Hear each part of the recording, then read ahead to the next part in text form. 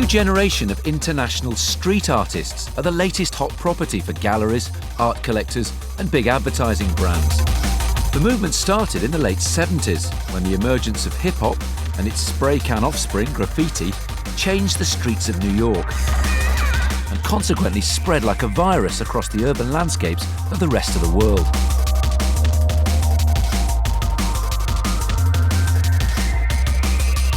Back in the day, the thing that defined us was our medium, was our spray can.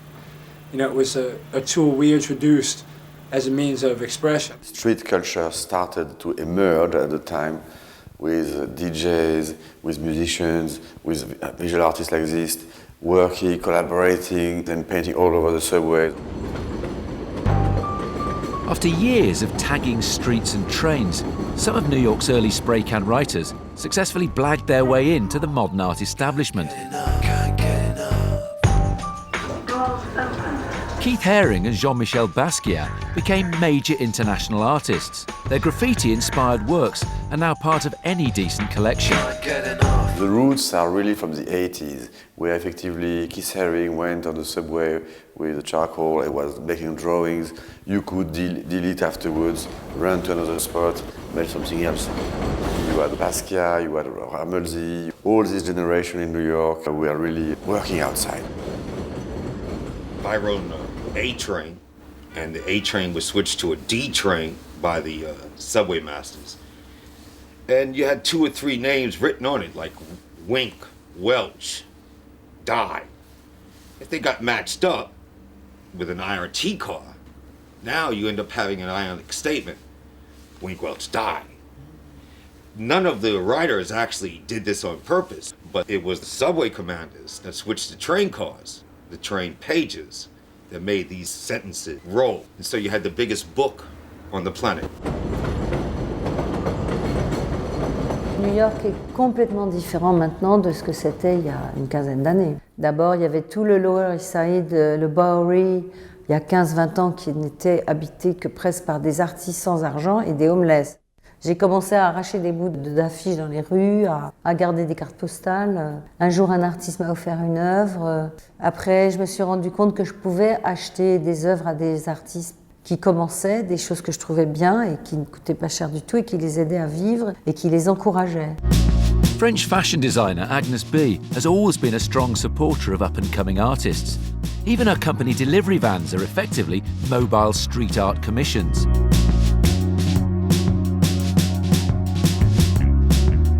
In her Parisian gallery, Agnes B showcases modern art with a capital M next to her comprehensive street art collection, including early canvas pieces by one-time spray can legend Futura 2000.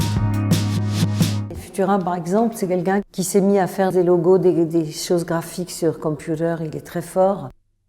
Et c'est relié à la mode, c'est relié à la musique, il fait des pochettes de disques, Lui, il est dans la grande tradition des graphistes new-yorkais. Former train tagging graffiti pioneer Futura has become a graphic design icon whose work is very much in demand by streetwear brands, print publications and record labels. I've been very fortunate to have transcended a life of a graffiti writer in New York City, to become a graphic artist, a painter, toy maker. This is one of my cooler pieces. This is my 5300. This is where I built most of my website. The first 2 years, 96, 97, I did all my web work on this bad boy. A lot of people call them personal computers, but nobody ever personalizes them.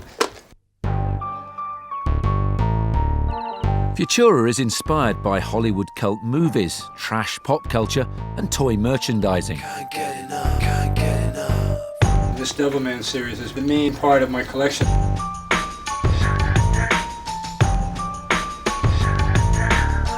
I guess my toy collecting fantasy has spilled over into physically making toys now. This was the Uncle figure that was made. Actually, this is the original production model. Basically, I developed a character-based family for that whole campaign, and since producing all that work, people have approached me to create a story, to create an identity for them, give them a name, give them a planet, a country, whatever, an address. This is what's called the Rolls-Royce of your toy helicopter, but it's the detail on this thing is really fabulous. If you get your 12-inch figures in these, they're pretty happy to be toys, I guess, huh? In a sense, I have 4 years in the military, so I've been trained by my government to understand how to get a job done. If I'm getting a job done for real, where I'm playing with $1 million toys, I can do your graphic logo, or I can arrange a little group here to get together and do something, you know what I mean? So my skills, operational skills, organizational skills, all that shit comes from, you know, way ago. And that's like secondary nature to me. It's not like, I'm not overwhelmed by the tasks of civilian society. Pretty simple to live out here if you got any sort of Russian night vision right here. It's an expensive piece, but necessary when you're out there in the field. The military toy element here in this room was intended to coexist with the military decor and to offset anybody's theory that, oh, this guy's really hardcore revolutionary. I mean, the toys only deadened the seriousness of that by turning it into a bit more fun. And that's what I'm all about. I'm about fun. I'm a serious person, but I don't take myself seriously. Another former New York graffiti sprayer is Rammellzee. He creates striking and more than a little edgy performance art in self-made street art costumes. I walk down the street, people look at me and say, "Who the hell are you?" And they'll walk right up on me and ask this. They can sit right in the bar, and a guy will get up or a girl will get up and they'll touch me on the shoulder. And, "Who are you?" I'm just an average Joe. Rammellzee, il ressort une espèce de culture américaine reliée à son enfance, et puis c'est pas que ça, c'est profond, il y a des symboles. Et ça crée son style, il est très fort. Il est très fort picturalement et il est très fort aussi dans le fond. For his artworks and public performances, Rammellzee has created a personal mythology of his own gods, based on science fiction, horror, and even quantum physics. I'm one of the Gothic futurists in the alphabet of the equation known as the Rammellzee.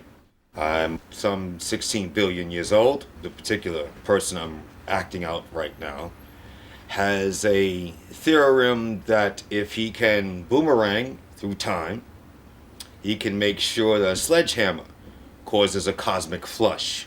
As for the rest, Crux the monk, Alpha Positive,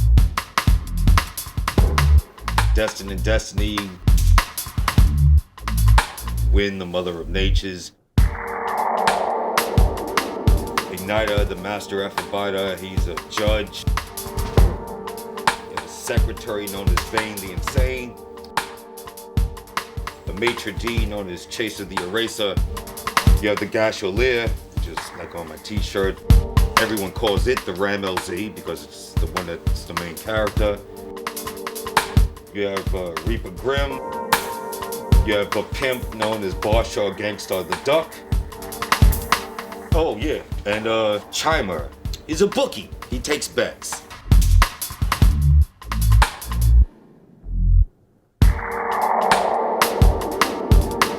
Rammellzee's costumes, paintings and art objects are made from throwaway materials found in New York's skips.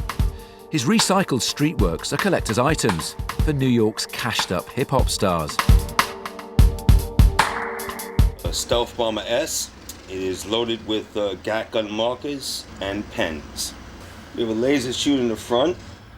We use knives and spoons because they have great contours. I use wheels as grinding blades.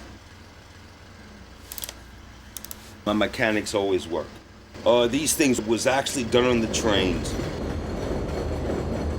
Because this subway system here in New York is no longer available, you know, as a source for the guys to go and bomb and put their work up, it's limited where they can sort of put their work, and that's put it back into the street again, you know, like on buildings, on handball courts, in schoolyards. You can pretty much go around town anywhere and you'll see Espo pieces in all 5 boroughs, in any neighborhood, There's an Espo piece somewhere. They've been really buffing him out. You know, they've been trying to erase his name from everywhere, but you can still see like they don't do a very good job. So you see like some letters stick out every once in a while. Real estate is at such a premium here, and it's all about the fact that everything costs money, and you know the space you're standing on, somebody wants to charge you for it, and the air you breathe, you know, if they can find a vending machine for it, they will. When it comes into Manhattan, there's all these graph pieces. This one wall is just, this one building is actually just bombed up and down.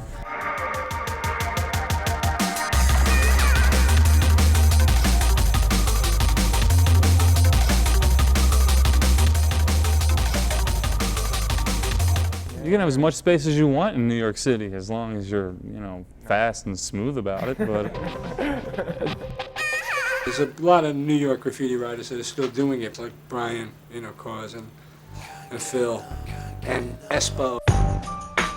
But for New York to be the mecca of that movement, it's ironic that in fact now it's kind of like a lost city, you know, in terms of the history of it, you know, and it's more of a, wow, remember, it's very reminiscent. It's just kind of like just nostalgic almost, you know, it's not really, yeah, we're living on memories here.